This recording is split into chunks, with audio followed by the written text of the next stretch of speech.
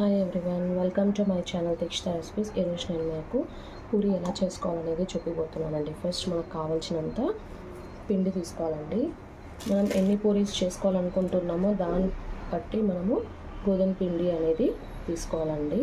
రుచికి సరిపడేంత సాల్ట్ అండి, కొద్దిగా ఆయిల్ అండి, కొద్దిగా ఆయిల్ అనేది యాడ్ చేస్తున్నాను. ఇలాగా సాల్ట్ అండ్ ఆయిల్ వేసుకున్నాక బాగా మిక్స్ చేసేసుకోవాలి. తర్వాత వాటర్ అండి, కొద్ది వాటర్ అనేది యాడ్ చేసుకుంటూ మిక్స్ చేసేసుకోవాలి పిండి అనేది. ఇలాగ పిండి అంతా కలుపుకునేసానండి. ఇప్పుడు మనం దీనిపైన కొద్దిగా ఆయిల్ అనేది యాడ్ చేసుకుంటున్నాను. 1 టేబుల్ స్పూన్ ఆఫ్ ఆయిల్ అనేది మళ్ళీ బాగా మిక్స్ చేసేసుకుంటున్నానండి. పూరీకి అంతా పిండి కలుపుకునేసానండి. చూడండి ఎంత సాఫ్ట్గా ఉందో పిండి అనేది. సో ఇప్పుడు మనము ఇంకా దీన్ని ఒక 10 to 15 మినిట్స్ అనేది మూత పెట్టేసి పక్కన పెట్టేయాలండి. లేదా ఒక హాఫ్ అన్ అవర్ మనం పక్కన పెట్టేసినా కూడా చాలా సాఫ్ట్గా అనేది మన పూరీస్ ఫ్లఫీగా వస్తాయండి. పాలపూరి ఎలా చేసుకోవాలనేది చూపిస్తానండి. చిన్ని బౌల్స్ తీసుకొని ఇలాగ చేసుకోవాలి. చూడండి, ఇలా చిన్ని బౌల్ లాగా తీసుకొని బాగా ప్రెస్ చేసేసుకొని ఇలాగా తీసేసుకోవాలండి. ఇలా మనం బాల్స్ అనేది తయారు చేసుకోవాలి పూరీకి.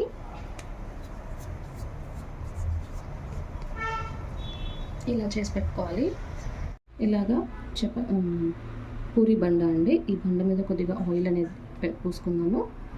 ఆయిల్ మీద చేసుకుంటున్నానండి. ఎందుకంటే ఆయిల్ అయితే మనకి ఏం కాదు, పొడి పిండి కనుక వేసి ఇది కనుక మనం సాడుకున్నాము అంటే పూరీకి ఆయిల్ అంతా కూడా ఆ పౌడర్ అనేది పడుతుంది. ఇలా చేసేసుకున్నాక తీసేసుకొని డీప్ ఫ్రైకి ఆయిల్లోకి వేసేసుకోవాలి.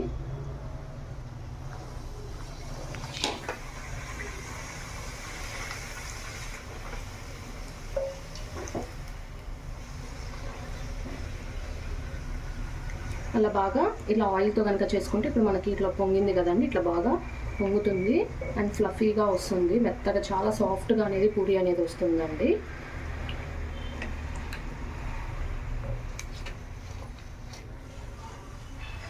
ఇలానే ఇంకా అన్ని పూరీస్ ఇలానే మనం చేసేసుకుంటామండి.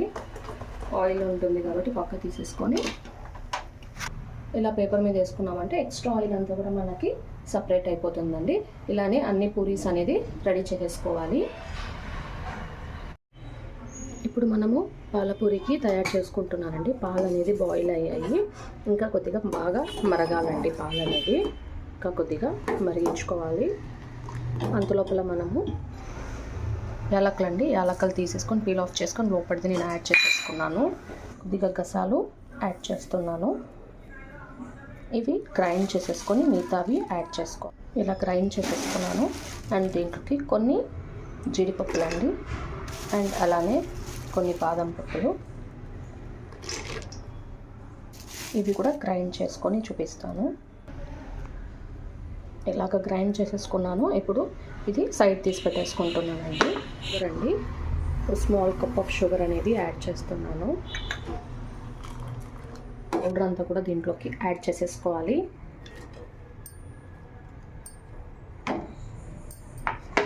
ఈ పౌడర్ అంతా కూడా యాడ్ చేసేసాను కదా, ఇప్పుడు బాగా మిక్స్ చేసేసుకోవాలండి. ఉంటలు లేకుండా నీట్గా బాగా మిక్స్ చేసేసుకోవాలి. ఇంకా కొద్దిగా మనకి గట్టిపడే వరకు స్టవ్ మీద ఉడికించుకోవాలండి. అంతలోపల మనము పూరీస్ అనేది అన్నీ రెడీ చేసి పెట్టేసుకుందాము. చూడండి, పాలు మనకి బాగా చిక్కబడిపోయినాయి. ఈ కన్సిస్టెన్సీ వస్తానే చూడండి, థిక్గా ఉంది కదా, ఈ కన్సిస్టెన్సీ వస్తానే మనం స్టవ్ ఆఫ్ చేసేసుకొని పక్కన పెట్టేసుకున్నానండి. చిన్న పూరీస్ అనేది నేను చేసేసుకున్నాను, కట్ చేసి పెట్టేసుకున్నాను చిన్న పూరీస్. ఆ పూరీస్ అంతా కూడా దీంట్లోకి దాన్ని పెట్టేసుకుంటున్నానండి.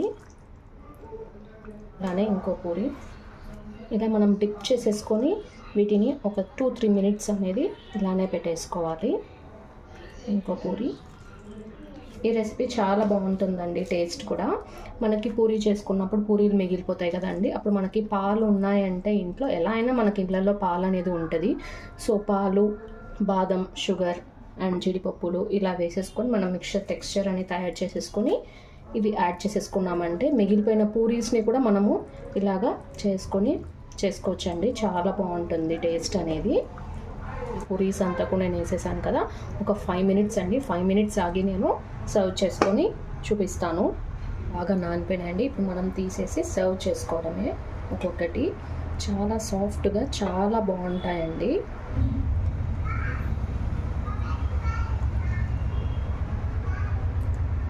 ఇలాగా సర్వ్ చేసేసుకుంటున్నాను. ఇంతేనండి. మనం డైరెక్ట్గా సర్వ్ చేసేసుకొని హ్యాపీగా ఇలా తినేయచ్చండి. చాలా బాగుంటుంది టేస్ట్ అనేది.